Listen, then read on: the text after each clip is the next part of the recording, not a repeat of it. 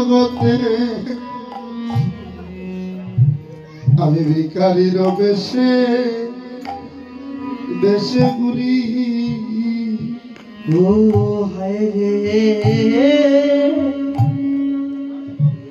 আমি ভক্তের লাগিয়া নিতাই গৌর হরি হরি ওরে গোলক চারিয়া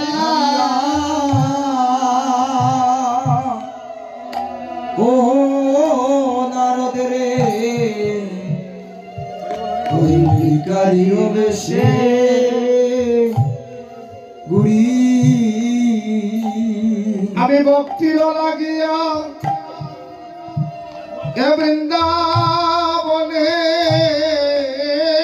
ও হায় গো ভক্তির লাগিয়া এই মধুর বৃন্দাবনে আমি ভক্তির লাগিয়া এ মধুময় বৃন্দাবনে ওই আমি ভক্তির লাগিয়া এই মধুময় বৃন্দাবনে ভক্তের চরণ পাদুকা মাতে মাতে করি রে ভক্তের চরণ পাদুকা মাতে করি। অনুরোধ রে ভক্তের চরণ পাদুকা মাতে করিলে নার ভক্তের চরণ পাদুকা মাতে করি। ভগদাও সবে ভক্তের চরণ ধূল ওরে দাদা সবে ওই চরণ দুলি আমায় দাও দাও ভক্তি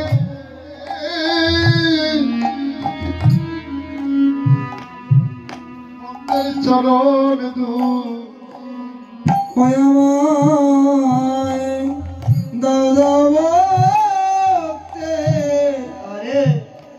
ভক্তের চরণে দুলি আমার স্থাপিত পরাণ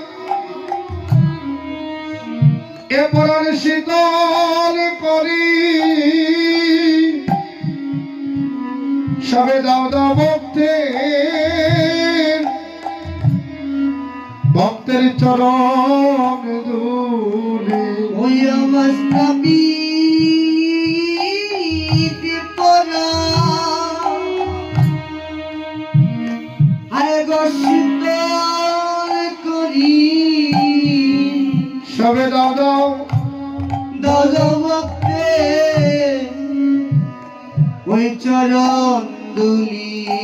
এমন মানব জন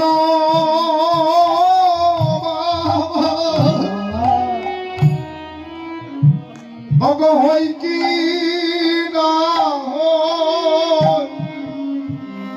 সবে দাও দাও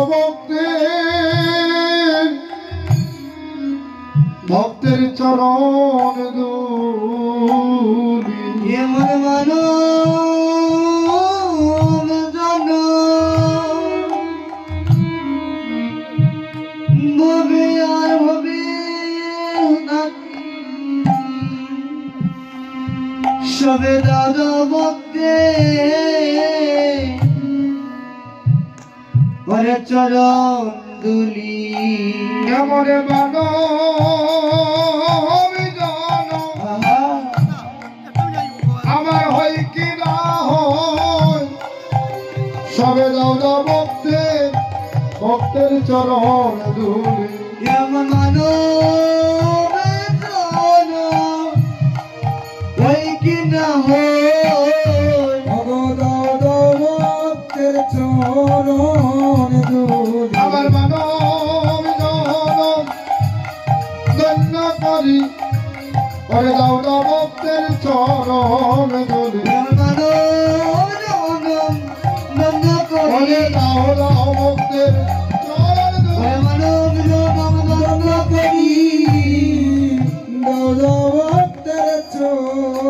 ধুলি। এই ভক্তের ধুলি যদি সম্বল করতে পারি মা, এই ভক্তের চরণ ধুলি অঙ্গে মাগলে কোটি জন্মের পাপী তার পাপ থেকে মুক্তি লাভ করে। কোটি কোটি জন্মের পাপী এই ভক্তের পদধূলি যদি কেউ একবার অঙ্গে মাকে মা, গয়াকাশী তীর্থ বৃন্দাবন গেলে কি ফল হবে না বলে শাস্ত্রকার সিদ্ধান্ত দেয়নি, কিন্তু বলেছেন সাধুগুরু বৈষ্ণবের চরণধূলি অঙ্গে ভূষিত করা মাত্র গঙ্গা স্নান সমতুল্য ফল লাভ। তাই কীর্তনে আসলে মা ভক্তের চরণধূলি অঙ্গে মাখবে। কারণ অদ্যাবধি নিত্য লীলা করে গৌর রায়, কোন কোন ভাগ্যবান ভাগ্যবতী সেই লীলা দর্শন করিবারে পায়। মহাপ্রভু বলেছিলেন মাগো আমি তিনটি জায়গায় সর্বদা অধিষ্ঠিত থাকবো, নিত্যানন্দের নর্তনে মা, আর শিবার সঙ্গনে, আর সচি মায়ের সেই কুলে। এই তিনটি জায়গা ছাড়া আমি এই তিনটি জায়গা কোনোদিন ছাড়া হবো না। যেখানে আমার ভক্তগণ নাম নেবে আমি সেই জায়গায় কি করব, স্বয়ং অধিষ্ঠিত থাকবো। তাই লীলা করছে আমার মহাপ্রভু এই শিবার সঙ্গনে বসে আছে। যদি কারো অঙ্গের পরশ লেগে যায় মা, তাহলে ওই মাটির দেহটা সোনায় পরিণত হয়ে যাবে। লীলাই গৌর হরিব। আজ বৃন্দাবনে জ্যেষ্ঠ ভ্রাতা বলো না, আজ নয়ন জল ছেড়ে দিয়ে খাচ্ছি। কেন কাঁদছি? গোষ্ঠে যাওয়ার বিলম্ব হয়ে যাচ্ছে। কারণ গোষ্ঠে যেতে হলে কি করতে হয়, গোষ্ঠের সাজ সাজাতে হয়, গোষ্ঠের সাজে সাজতে হবে, গোষ্ঠের বাজনা বাজাতে হবে। তাই আমরা যারা কীর্তনে আসি আমাদের সেজে আসতে হবে। কেমন সাজ জানো মা? এই জড়জগতের সাজ যেন আমাদের না থাকে। জড়জগতের সাজ, যেই সাজ সাজে কোনো কাজে আসে না। আমরা যেন নিত্য দেশের পথযাত্রী হয়ে দাদার সঙ্গে তিলক দিয়ে এবং মাতা পিতাকে প্রণাম করে যেন সেবার সম্মানে আসতে পারি।